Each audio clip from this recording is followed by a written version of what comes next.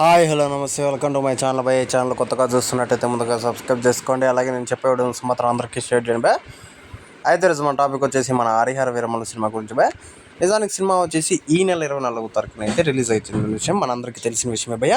అయితే ఇక్కడ మ్యాటర్ వచ్చేసి సినిమా ఇంకొక 10 రోజులు కూడా లేదు. ఇప్పటికి కూడా ఈ సినిమా నుంచి అసలు ఏ అప్డేట్లు ఉండవు. అసలు ట్రైలర్లు కూడా అంటే ఫస్ట్ ఒక ట్రైలర్ అయితే వదిలారు. ఆ ట్రైలర్ అంతా బాగాలేదు అని చెప్పేసి కూడా విమర్శలు అయితే వచ్చాయి భయ్య.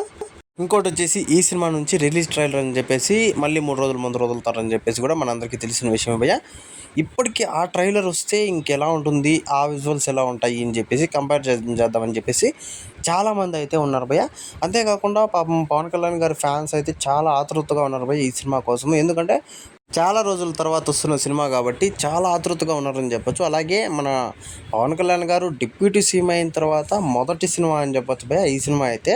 నాకు తెలిసినంతవరకు ఈ సినిమాకి పవన్ కళ్యాణ్ గారి ఫ్యాన్స్లో అయితే ఒక హైప్ ఉందనే చెప్పొచ్చు. మిగతా అసలు సినిమా మీద హడావుడైతే ఏం లేదని చెప్పొచ్చు భయ్య. అది కూడా పవన్ కళ్యాణ్ గారి ఫ్యాన్స్కి మాత్రమే ఉంది హైప్ అని చెప్పొచ్చు.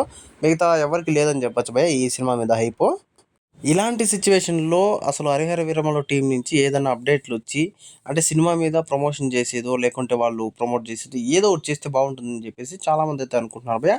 నాకు తెలిసినంత వరకు అసలు ఒకవేళ పవన్ కళ్యాణ్ గారు రాకపోయినా కూడా వాళ్ళ టీం అన్నా కలిసి ఏదన్నా అంటే అప్డేట్లు ఇవ్వడం కానీ లేదంటే వాళ్ళు అంటే ప్రెస్ మీట్లు పెట్టి ఇలా ప్రమోషన్ చేయడం కానీ సినిమా ఎలా ఉంటుంది అది ఇది అని చెప్పేసి ఎక్కడ కూడా ఎవ్వరు కూడా ఈ సినిమా గురించి నోరు ఎప్పకపోవడము అసలు చాలా పవన్ కళ్యాణ్ గారి ఫ్యాన్స్కి అయితే చాలా బాధ అవుతుందని చెప్పొచ్చు. ఎందుకంటే అసలు పట్టించుకోవట్లేదు పై సినిమా గురించి.